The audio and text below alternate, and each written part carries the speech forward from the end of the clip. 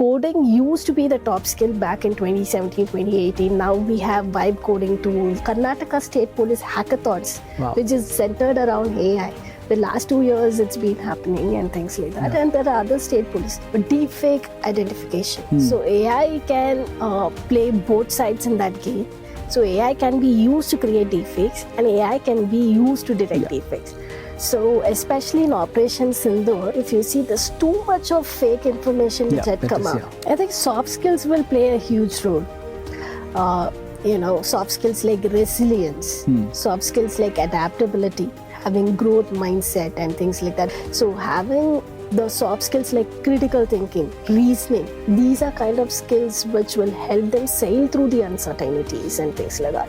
So I think soft skills will play a huge role. For the next 5 years, at least for the next 7 to 10 years, you can see a lot of jobs, at least in India, in terms of the core sectors, semiconductors, manufacturing, electronics and communications, automobile, and all these core traditional software engineering disciplines will have a huge demand. Using technology as a tool to advocate for the cause. So autism is being considered a taboo. If you see, like when I started my advocacy around 2018, 2019, like when I used to reach out to companies, people would say, no, we are interested in gender diversity. Neurodiversity, we don't have a budget.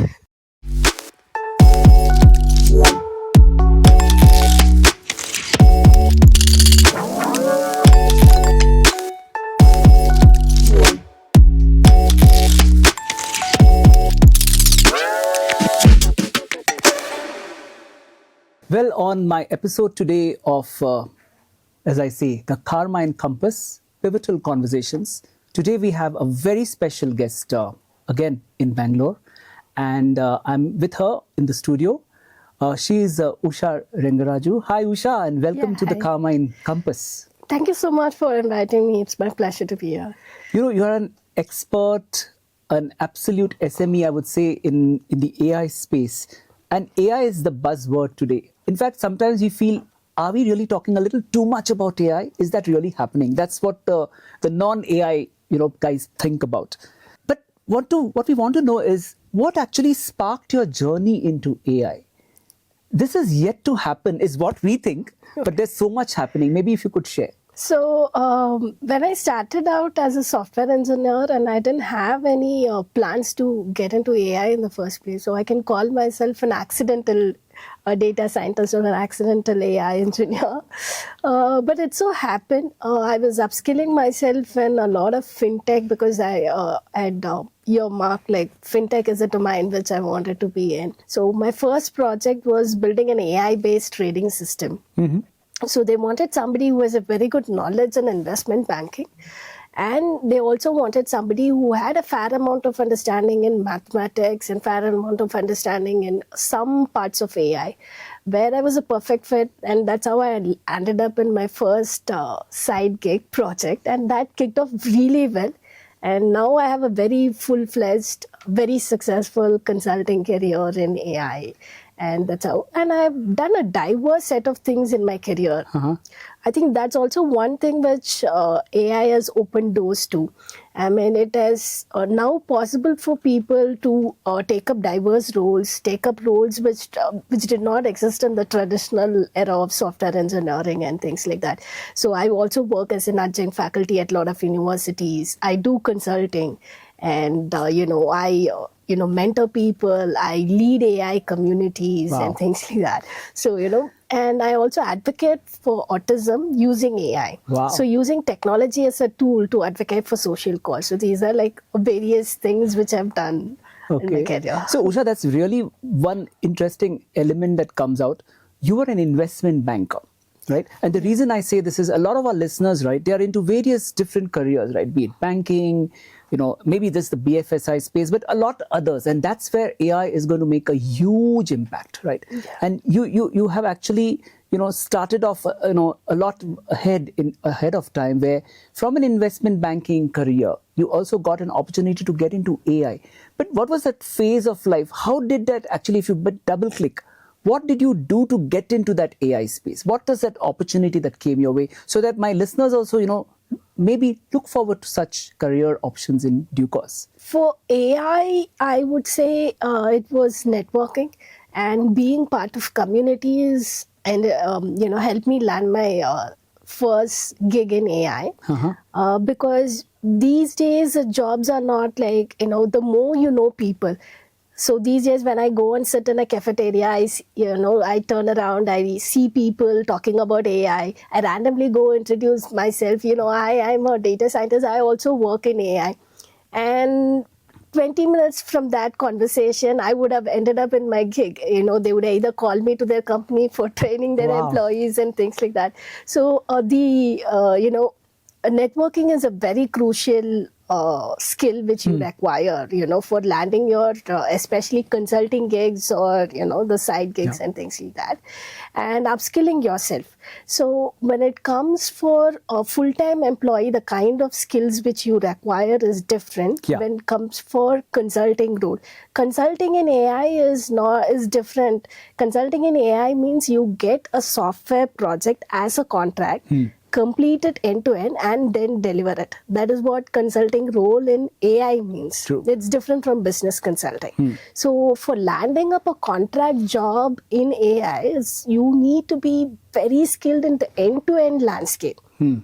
So somebody in the full-time role might learn, either be an MLOps, which is, what you do with models after you complete building the models. Or somebody will be a data scientist who involves in the process of building a model.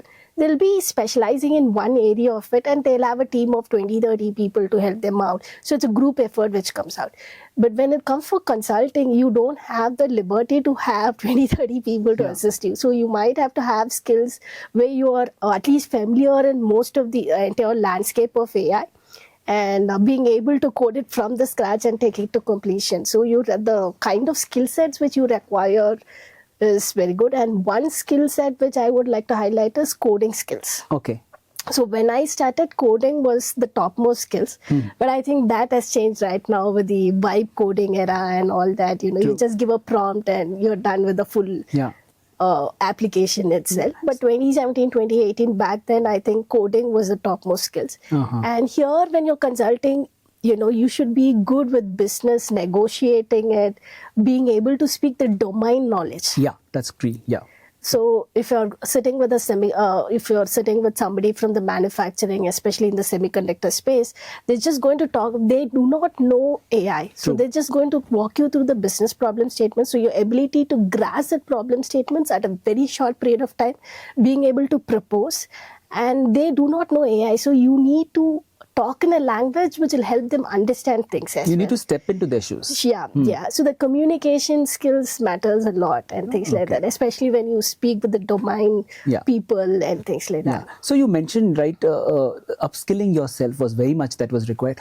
Were there any kind of courses that you have done? How did you get to the base foundation of what you do today? If you want to become a very good skilled AI engineer and being able to take up real world engineering problems, I think mathematics is one area which one shouldn't ignore. And when it comes for AI for mathematics, the top things is probability, statistics, and linear algebra. So I would recommend people starting with mathematics, and very good courses out there. You have a lot of AI for mathematics courses, specializations in Coursera. And you also have other learning providers, which like Udemy. If you don't want more of theory, but you want more of like the practical implementation, then Udemy courses are very short. And there are plenty of YouTube channels like the freecodecamp.org. It's a not-for-profit organization where, they bring in top experts to give sessions and tutorials on any topic. So you have a lot of free courses like the YouTube tutorials. So I would recommend people starting with mathematics, build their foundation strong. And coding used to be the top skill back in 2017, 2018. Now we have vibe coding tools and AI agents taking up the coding side of things. But even in the presence of vibe coding, we still have not reached that phase where we can completely depend on AI. AI might give you 95 to 98% of the code using a prompt, but you should be a skilled engineer to be able to debug. Otherwise, if you do not know programming that strong, the time it takes for debugging is going to equalize the time you would have learned it actually from the scratch and building it. So at this point, at least, maybe 5 years from now, 20 years from now, the AI might itself, you don't even require a basic programming language. It could be different. But at this point of time, with the existing web coding tools, there's still some kind of a strong programming experience still required to be able to debug things and things like that. And the third thing is ability to understand the business problem statements very quickly and things like that. Critical thinking skills and reasoning skills matters a lot. So typically what you say, I think, for our listeners is mathematics, statistics, critical thinking. Very, very key and very, very fundamental. The reason I stress on the fact is a lot of our listeners, especially parents, their kids, who are now probably in the 8th and the 9th and the 10th grades, I think it's very important for them that AI is the future, because we talk a lot about jobs being not available. Then what's important? One needs to be at least ahead of the curve. Then these fundamental skills are very, very important, right? Wanted to know your thoughts on the breakthroughs that have happened in AI so far, or the evolution maybe, and then the future of AI. What are your kind of basic thoughts on that? To be able to break it down into small things, like so back in 2017, 2018, so data visualization, storytelling is a very integral part of any company. So everyone has data, even before the AI space came, and everyone has data.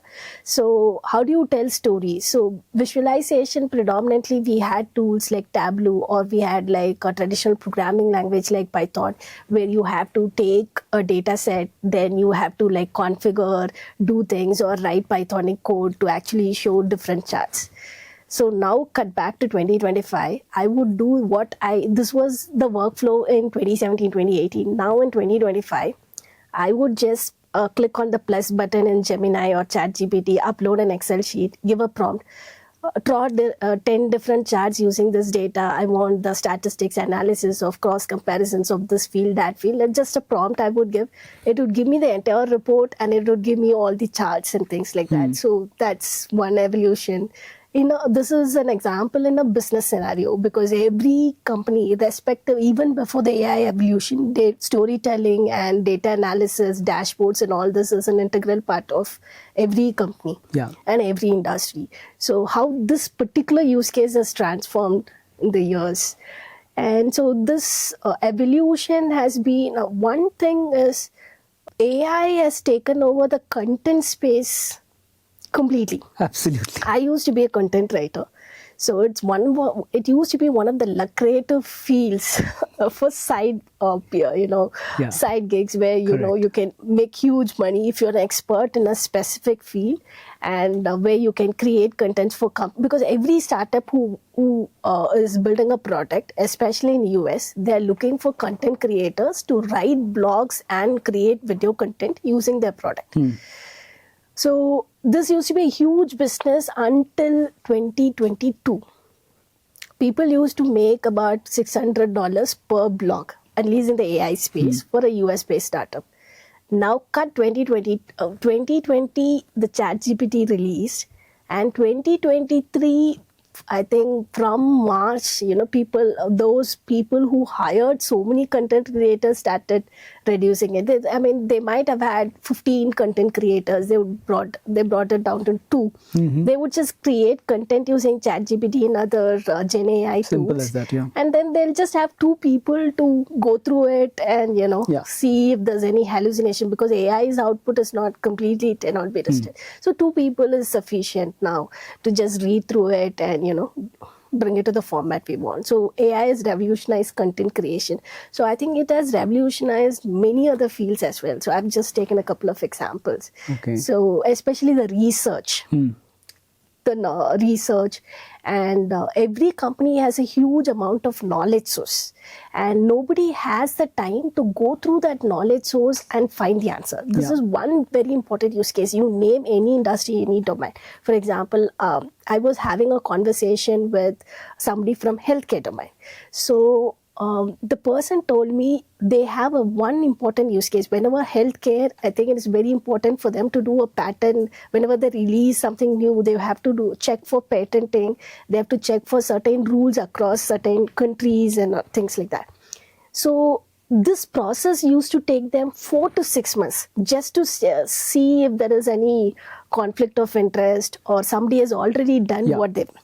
So you going through huge amount of knowledge source manually by several stakeholders, combining the information from several used to take a lot of time. Now with AI, all you have to do is you take the knowledge source, spin a chatbot on top of it. There's a technique called RAG where you can insert as many knowledge sources as well.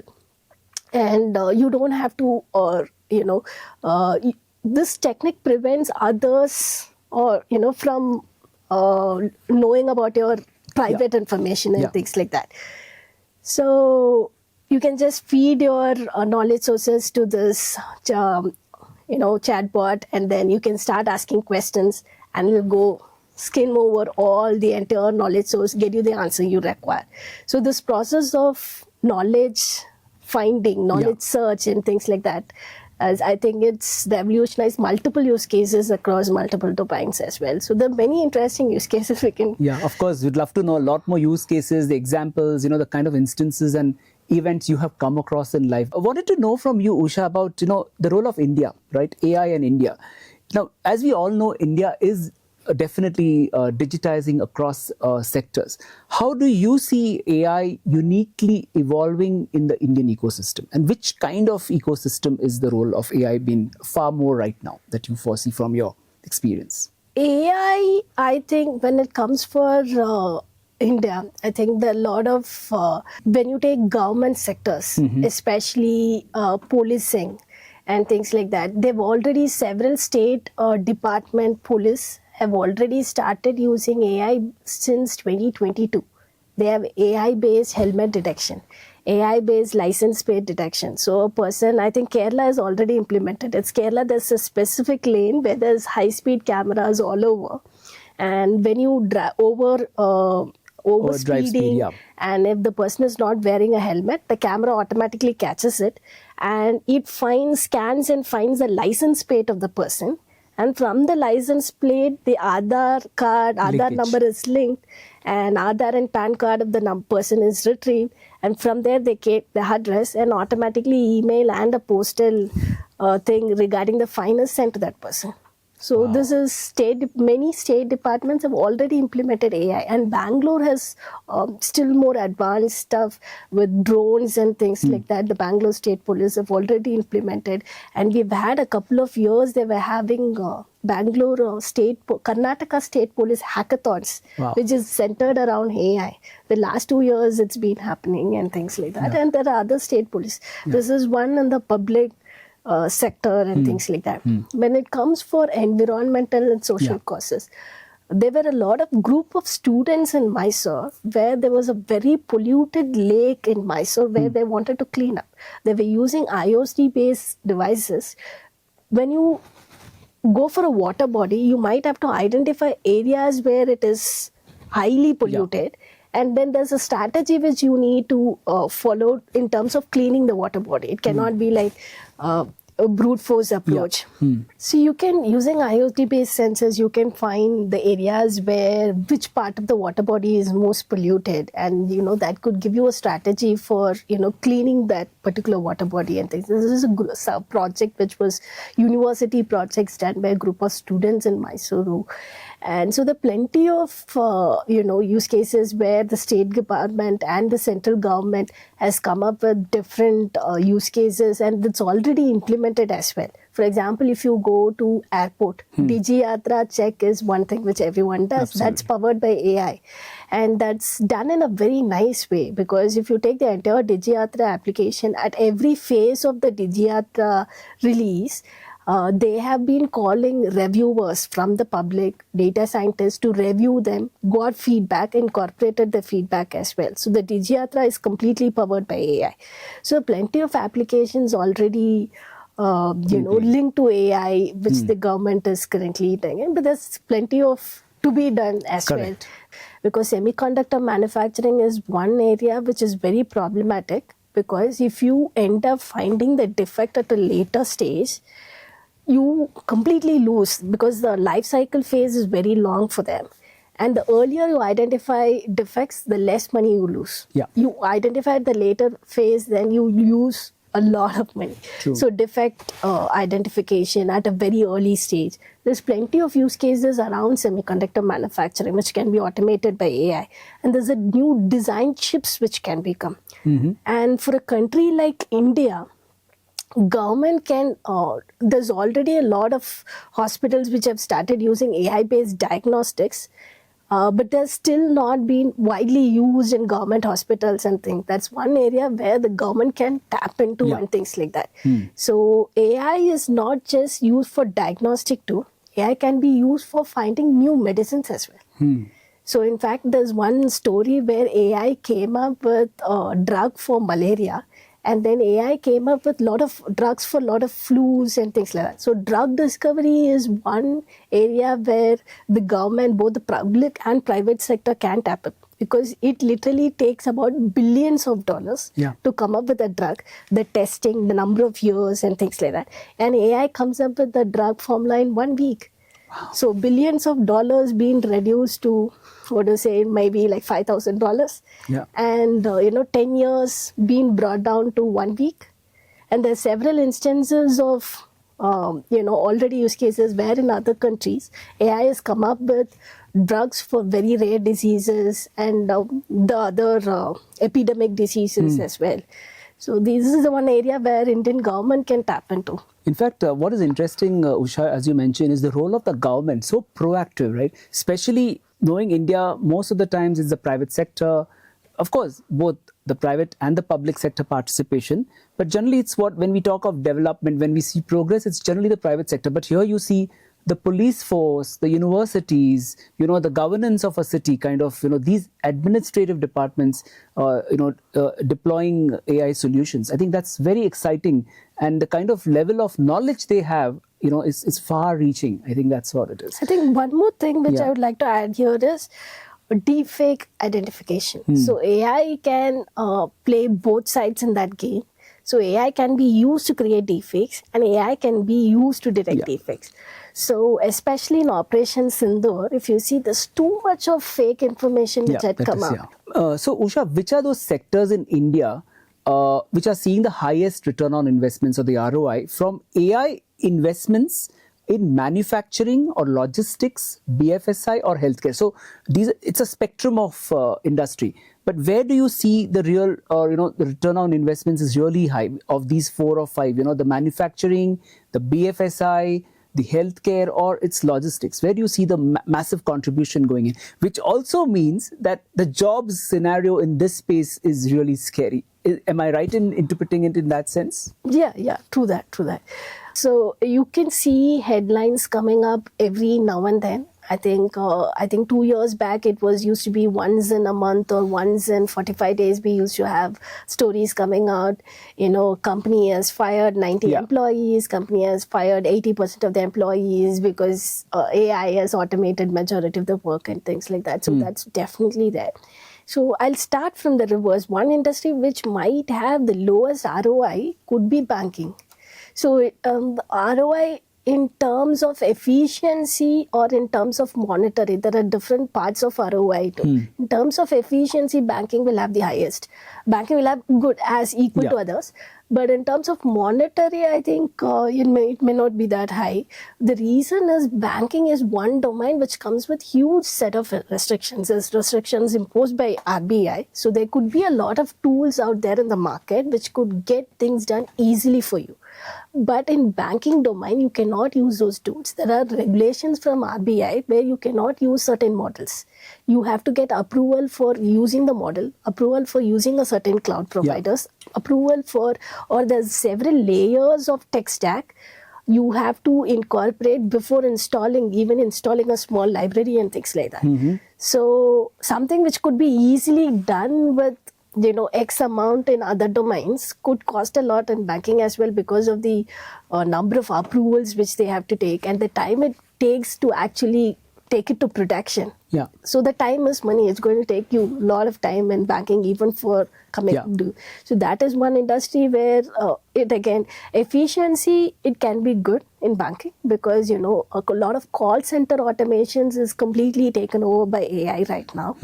So in terms of previously there used to be customer support part which was handled by AI. The last 2-3 years we have seen customer support like chatbot. Every online banking has a customer support and it was handled by AI. But right now the manual call centers are getting replaced with AI. So the AI-based agents which has come out, and many startups in Bangalore already started offering these solutions, where the agents, if you want to find the leads, you just have to give the numbers and the name of the person to the AI.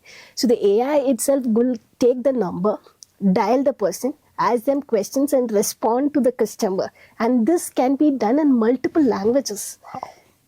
For the other industries, I would say it depends on various other factors as well when it comes for retail. I think one industry which has really used it well, I think e-commerce. E-commerce, we have been having AI for really long time. The recommendation, when you go shop in Amazon, the recommendations you get, you buy a product, you get, it's all powered by AI. And I think e-commerce is one industry which has exploited. Manufacturing has slowly started coming up in the last 2 years. It's a last one to get onto the AI bandwagon, but I think the ROI will be highest for manufacturing. Okay. See, and why do you say so? The reason is when it comes for heavy industry manufacturing and a large scale manufacturing and stuff. So, identifying defects at early stage can reduce huge amount of, bring down the cost by a really huge gap. Compared to, just giving a personal recommendations and things like that may not have that kind of cost reduction gap compared to what benefits you see in manufacturing. And 24/7 you have to keep monitoring. So there's humans who are involved. And there are certain sectors of manufacturing where there's a lot of deaths and accidents because it's a very dangerous sectors as well, industry as well. Now you have a lot of video analytics powered and things like that. So there's no human intervention required to manufacture. The videos get recorded and AI automatically does the analysis of it and sends alarms. So the whole landscape of manufacturing, right from logistics, supply chain, manufacturing, it is not just heavy scale manufacturing. It has the other components like supply chain, optimization and all these factors. I think will have the highest ROI. Absolutely. I mean, I can't imagine, these kind of industries and the jobs, if at all being generated, then what kind of jobs it could be. Usha, I wanted to know how far, if you fast forward to 2030, what's that one AI-powered business move that will make today's strategies look like like a dial-up internet? Every industry will get automated by AI. I think 2030, I think one software engineering is one industry which will get huge reductions or erosion in that particular space. I think there will be 95% reduction in the software engineering space. 2025 is giving you this kind of an output. Then by 2030, I can't imagine what kind of landscape it will be. In fact, I was going to ask you, is 2030 too long a time? You see literally changing so fast. The landscape, right, is 2030. Even before 2030, 2026, 27 itself, you may have so many huge changes and developments in this space. So I think transportation, I think AI will touch all walks of our life. So we might have flying cars, which is very much possible. There's already a lot of pilots which is happening in Chennai and which is happening in HAL in Bangalore. There's already a pilot which has started from HAL to airport where they're testing out flying cars and stuff and helicopters and other services. So the transportation is one area which can get revolutionized with the kind of advancement which we are seeing. And almost every AI will touch upon it. There could be industries which gets hit the biggest, like software engineering and traditional software services, but AI is going to end up touching every business. So there's going to be layoffs across business, there's going to be automation across businesses and things like that. The whole way of our lifestyles and everything around us is going to change. So if you look at the workforce per se, right, what kind of probably the hard skills, and when I say hard skills, it could be data science, coding, as you mentioned, or for that matter, soft skills like, like problem solving, creativity, critical thinking. Which of these will be the most valuable in the AI future, so that our listeners, right, who the parents who are listening and their kids are in that genre where they are going to be maybe 20 years down the line, probably on a job scenario, what are the kind of hard skills or the soft skills most valuable in this kind of future? And how should students and even young professionals, right, start preparing today for this AI-centric career? I think soft skills will play a huge role. Soft skills like resilience, soft skills like adaptability, having growth mindset and things like that, because the future is very uncertain. Right now, I can't even predict what jobs in 2030 will look like. Yeah. It will be totally new jobs. Nobody would have predicted something like AI will be the talk of the town, back in 2010 and things like that. Correct. So I think that's the same thing. I think 5 years from now, 20 years, 10 years from now, the landscape is going to be completely different. So having the soft skills like critical thinking, reasoning, these are kind of skills which will help them sail through the uncertainties and things like that. So I think soft skills will play a huge role. So communication, transportation, I think almost every industry, I think, is going to get revolutionized. But one thing which I am really looking forward to is if we can build up a lot of AI robots. I think AI robots is one space which is already, we have started seeing, there's a lot of news which is coming. Certain Bangaloreans have already bought a robotic maid.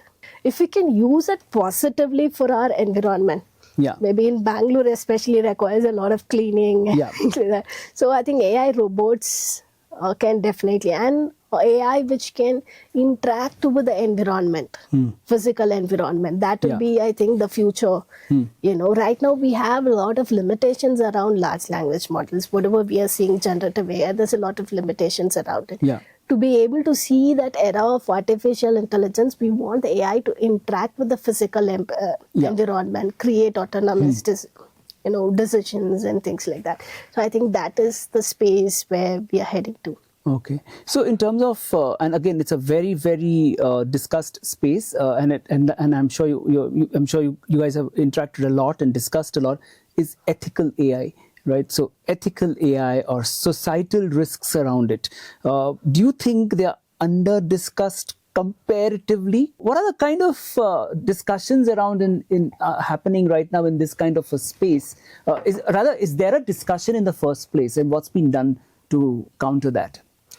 I think India is definitely progressing in that space. But are we progressing enough is something which I'm really not sure. But we have a lot of forums, especially government associated or allied bodies. And there's also NASCOM. You might have heard about NASCOM. They're doing a lot around responsible AI. They've released white papers on responsible AI, ethical AI. There's also India AI mission, which is run by the Ministry of Communication from India, MeitY, and the other bodies. So there are plenty of organizations which are discussing this topic. So there's definitely some progress. And we also have the DPDP Act which has come out, which deals with a lot about, data consumption and what is allowed and not, and which enforces the need for getting consent from the users. And that has much more stricter regulations around DP. I think right now the DPDP draft had come out in February, I think so. But I think it's going to take another couple of years for implementation and things like that. But when that's coming into act, or the companies are going to find tough time to implement the policies mentioned in DPDP Act, because very stringent policies about data transfer across geographical locations and things like that. So there's definitely, we are in the right direction. But again, if you see, this is a very delicate space. Regulation is needed, but too much of regulation will, hinder creativity. That's why I think right now US has passed a law. For 10 years, you cannot, the one big beautiful bill, I'm not sure if it's one big beautiful bill or the other bill, where there is one clause which is mentioned, where for 10 years, no law can hinder anything which is powered by AI. Laws cannot restrict. So the reason why US had come up with that is because if you see the data governance laws around Europe, they're very stringent policies that has almost hindered the growth and innovations in the entire Europe. So they are like lagging behind. So India is far ahead in terms of tech and innovation compared to Europe. Yeah. Primarily, this particular bill, putting a lot of restrictions. The EU region particularly has got a lot of laws which hinders creativity. So I think that's why some of the governments are very careful. You should have regulations in the space, but at the same time, shouldn't be an overkill. Yeah, true. So I think India is doing a good in that space, but that's definitely a lot more we need. True. So even in your conversations, you referred back then 2016 and 2017. So it's just not even 10 years, right? Yeah. And now so the way the pace at which we are really leapfrogging, in technology is of a different kind. Probably nobody has even envisaged, So my last question, what are the kind of jobs, if at all, are for my listeners going forward that they can think of doing? You recall, right? Your parents telling you, doctor banna hai, engineer banna hai. Kya banna hai abhi? So they will ask us, right? What do you want? So what do you think are the jobs ahead of in life for kids? I think for at least for 10 years, I think it's very difficult to predict what will happen after 20, 30, for sure. Because at the rate of rapid development, it's like the rate of growth is very rapid. Correct. It's very difficult to predict what is going to happen after me. But for the next 5 years, at least for the next 7 to 10 years, you can see a lot of jobs, at least in India, in turn the core sectors, semiconductors, manufacturing, electronics and communications, automobile, and all these core traditional software engineering disciplines will have a huge demand, because Indian government is investing a lot of it. There's foreign companies coming and building out huge factory spaces in India. Foxconn has a center in Devnali and things like that, and all iPhone manufacturing has shifted from China to India now, and they're in fact manufacturing more in China. So the traditional core engineering disciplines have a huge demand. The IT, pure software engineering might come down, but the traditional core engineering for the next 7 to 10 years, and there's a lot of investment in R&D as well in these core disciplines. So I think it's a good time to study core engineering. But regardless of anything which you study, I think even if you study like electronics and even if you don't end up working here, the 4 years you put in studying, training your mind, there's other soft skills which you learn in the process of going to a university and things like that. So those are transferable skills in life. For example, I used to read, one of the questions you asked is I have a huge number of courses from Coursera and things like that. So in fact, if you see, if you go through my courses carefully, all of them, you'll find a lot of courses in psychology, neuroscience, a lot of courses in, I would have taken some courses from Stanford, which is about food science from Stanford. And University of Copenhagen, I took a course on diabetes. And you'll find some of the courses in European universities, top universities, have taken courses on negotiation, branding and all that. So out of curiosity, I've learned all these courses. But these are transferable courses. Right now, in my career as a consultant, negotiation is a very key skill. True. You need to negotiate cost at every deliverable. So negotiation naturally comes to me. So everything you learn, helps you another way.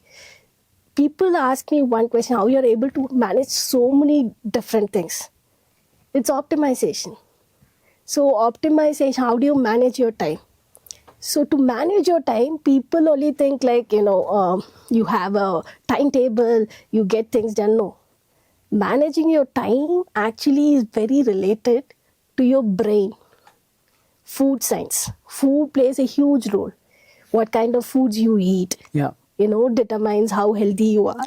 And the brain science, neuroscience will help you understanding your own psychology.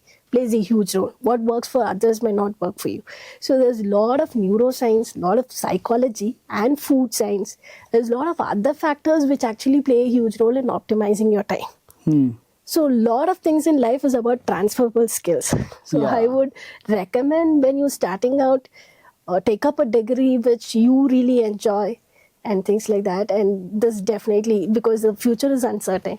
So it will some way help you transform to the uncertainty in the future. You mentioned neurosciences, and I think you have worked quite a bit on AI in neuroscience. What's the kind of work you've done? What's the kind of theses and research?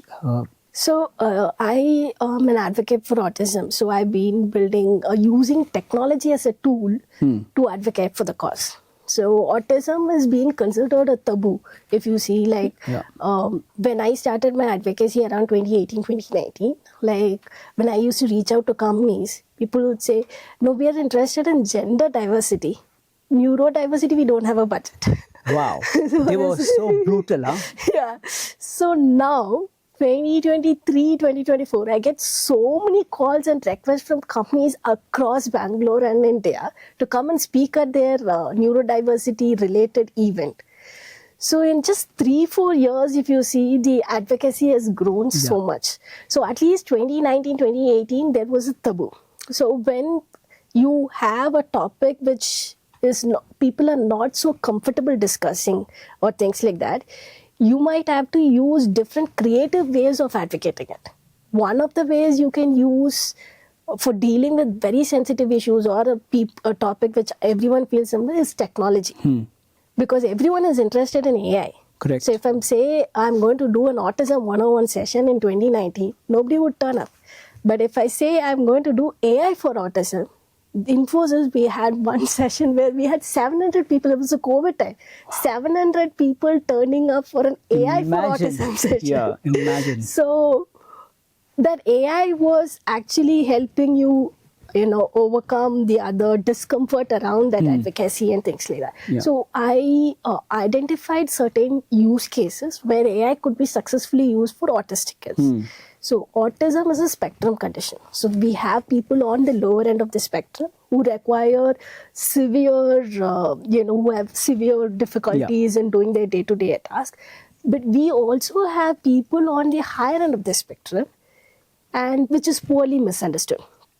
So people like Elon Musk is openly autistic. So he is on the higher end of the spectrum. So they might have, they do not have any intellectual disabilities, but they might have difficulties in understanding emotions. So there will be people somewhere in the middle of the spectrum as well. So autism is a spectrum condition is poorly understood in India. People only think when you say autism, people only identify kids who cannot walk and talk. So for many people on the spectrum, if you can solve their emotions issues, there'll be a lot of kids or people with autism who can be employed. Right now, the unemployability rate in autism is very low. Absolutely, yeah. There are graduates from ISC, there are graduates from National Center of Biological Centers who have done PhD and postdoctoral researches. And there are many people with exemplary academic achievements, but still unemployed. Because for them, I think understanding emotions is very difficult. And not being able to understand emotions, they're not being able to fit into a working environment, things like that. So this is where AI can do. If you see the recent Google I/O release, they've released a wearable, which is an eyeglass. Back then, I think 2019, it's a Google had released Google Glass, and they brought down Google Glass, shut down Google Glass for no reason. Now again in 2025, they released Google Android XR, it's called. So the XR, you wear a glass and the AI is embedded in the glass. So the kid just wears a glass, and if he sees anybody opposite it, the AI can help the kid understand emotions. So the kid doesn't have to go through huge trainings to understand emotions and things. So AI can tell the other person is giving you a sarcastic reply, so change the way. So it is sarcasm. It is anger. So you should change your behavior. Autistic, a lot of parents come to me and say, I keep telling my kid 1,000 times. The kid never does. Because the kid is not able to understand emotion. What are you saying? Correct. So the AI can revolutionize. And one more thing is we can use robots to help train autistic kids. There's already a lot of robots like Milo, which is from US, which is out there in the market. So there are like plenty of use cases. I think 2025 is a good time definitely for this cause. Absolutely. Before we wind up, Usha, I have a quick round of rapid fire for you. Let's see how you fare in that. A core value you won't compromise on. Sticking to your word. Good. One book probably that changed how you think. Course, I would say, learning how to learn. It's a Coursera course by Barbara Hookley and another neuroscientist. I think that changed the way I consume content. Okay. So I would definitely, that's a lot of neuroscience involved in it, and I would highly recommend everyone going and taking that course. Interesting. A daily habit you swear by? Walking. I walk a lot. Walking, that's great. Any hobby or sport that makes you a better professional? I watch a lot of documentaries. So I get, I get a diverse set of, opinion about different things. Yeah. So in a business setting, if I have to do a small talk with somebody, irrespective of which area the person comes from, I would have some knowledge or some common ground. I think that comes from watching a lot of documentaries and watching a lot of... That's very interesting. Absolutely. One prediction for your industry, I know it's a little just 5 years away, and especially the kind of industry you are in, next day is something very difficult to predict. Having said that, one prediction for your industry in 2030? Education is going to be an industry which is going to change a lot. And so AI is going to become a better teacher. Okay. So I'm afraid it is going to be, right now itself, there's a lot of top researchers, godfathers of AI. Recently, he has given a statement. AI will replace the traditional mode of learning and teaching. AI will outsmart the current even top teachers right now. Wow. So that's a prediction which he has given in 2025, which it's aligned with my prediction. I also feel like the education system is going to get completely revolutionized, and AI is going to be like 20 times better than the best teacher you have in your current university. So it's... In a way, are we saying Trump knows very well that Harvard has no future? Yeah. I think Elon Musk was giving this thought process for quite some time. I think it could be coming from him as well. Okay. Your personal North Star metric? I think at some point I want to contribute for the societal cause, and not just me contributing for the societal cause or picking up. I strongly believe every individual has to take up some cause or the other and contribute to the society in a positive way, which I am currently doing, but I would want to inspire others to do that as well. Okay. What's on your stop doing list for this quarter? What are you going to stop doing? I want to, stay. One thing which I'm currently working on is stay quite calm when you're being provoked. Okay. Staying, that is a very key skill. Yeah. And, because a lot of things are said in a moment of anger and frustration. Yeah. Staying calm when there's turbulence around you is a skill which I'm trying to master. Fantastic. Okay. One word your colleagues or your team would use to describe you? Easygoing. Okay, interesting. A myth about your industry you'd like to debunk, especially with AI? A lot of people think it's very difficult to get into data science, and but I think the learning curve is very easy. And the one myth is, I would say, biggest myth is every university I go, I ask the students, why do you want to become data scientist? And the reason which they say is because the salary is too high. But I don't think that's the case. From whatever industry I have seen, I see any skills in software engineering at this point of time, if you're highly skilled in it and you have certain skills which cannot be replaced by another person, and you will have value. Okay. So you will earn as high as any top AI data scientist. So data scientists earning more than other engineers, I think is no longer true. Okay. Even an Android engineer who's exceptionally great will if you have skills which cannot be replaced by others, you'll still earn high. So that shouldn't be a factor for you to get into AI. Okay. So you should really like that field for you to, be in that, If there's going to be a monetary aspect to it, I think that's changing. So let's see how it proceeds. And one skill leaders will need most over the next decade? Emotional intelligence. I think that's a very key skill for the leaders. That's not just leaders, for the managers as well. So there's a lot of attrition in the industries because the employees are not okay with how they're being treated. And there's one of the biggest reasons is for attritions is not being treated well, or there's some part of their expectations not being met. And being able to understand, having that kind of an intelligence is very important. That's being highly overlooked a lot of times. And so I think that's a key skill to focus on. Usha Rangaraju, thank you so much for being on this podcast, The Karmine Kompass, which is all about pivotal conversations that we just had. Not just being on this podcast, but also delving deep dive into the future and probably crystal gazing on what's next. Whether my audiences are scared or not, we don't know. It's left to the jury. But thank you so much once again for being on this podcast. Yeah, thank you so much for inviting me, and it's my pleasure to be here. And thank you. And well, with that, we come to the end of this episode of the podcast, The Karmine Kompass, which is all about pivotal conversations.